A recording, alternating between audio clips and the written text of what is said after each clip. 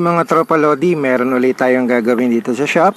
Bali ang naging issue ng unit ni customer is hard starting tsaka namamatay-matay na sa takbo. Ngayon nag-compression test tayo. Naglagay tayo ng gas doon sa may loob ng bulb. Ngayon makikita nyo mga tropa Lodi, may singaw po siya doon sa barbola. Ngayon dito naman yung sa exhaust. Ngayon meron din siyang leak. Hahasain natin yung bulb na yan mga tropa Lodi. Meron siyang kumakatas dyan. Ibig sabihin hindi buo yung compression, kaya namamatay-matay yung unit ni customer, minsan hard starting. Ngayon mga tropa Lodi, hindi lang natin basta hahasain yung bulb ni customer. Aalamin natin kung ano yung cause kung bakit marami ng carbon build up dun sa kanyang ibabaw ng piston. Nakita natin ngayon sa kanyang cylinder wall, medyo malalim na po yung part na sinasayaran ng ring, kaya lumulusot na yung compression dun. Dito mga tropa Lodi, chinecheck na rin natin yung piston niya sa kanyang cylinder block para malaman natin kung ano yung mga papalitan.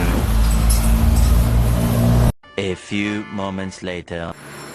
Ngayon mga tropa Lodi, pinalitan na natin ng bago yung block kit ng unit ni customer.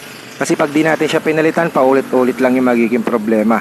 Kasi ito yung nagiging cost talaga para sa pag-build up ng maraming carbon deposit dun sa may ibabaw ng bulb niya or sa ibabaw ng piston.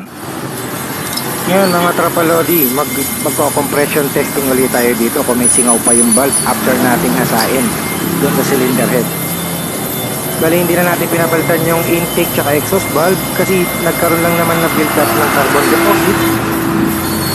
Hinasa lang natin siya gamit ng grinding compound, yung fine, para po mawala yung natirang carbon deposit sa kanya. Ngayon mga tropa Lodi, ito naman yung sa exhaust. I-leak check din natin, lagyan natin ng gas.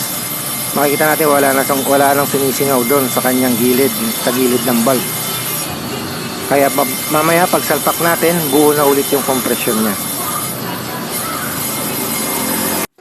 Ngayon mga tropa Lodi, magta-timing na tayo. Nakatapat na yung guhit nung sa magneto tsaka yung sa guhit nung sa crankcase niya. Ibig sabihin nakatap yung piston. Check natin tong cam gear. Itatap dead din natin dito. Mga tropa Lodi, pag nakita nyo yung guhit doon sa may cam gear, hindi po yun yung top dead center. Meron po siyang guide. Pag sinilip nyo, meron siyang guide po doon na dapat magtatapat sila nung nasa loob. Hindi po siya dapat naka top dead. Ang sinusunod po dyan is yung guide po doon sa loob ng bilog niya. Meron po yan, pag nasilip nyo, may guhit po yan sa loob. Ayan, dapat nakatapat po siya dyan. Ayan mga tropa Lodi, buo na po yung engine, sasalpak na lang natin sa chassis. 2,000 years later. Ngayon mga tropa Lodi, na ikabit na natin yung engine dito sa unit ni customer. Try na natin siyang i-start, then papainitin natin ng konti para makikita natin sa parameters natin kung may kailangan pa tayong i-adjust. Sa air fuel mixture, yan standard po siya is 14. At high RPM, tumataas po yung pasok ng gasolina. Then check natin yung battery voltage. Okay naman to, standard naman po siya.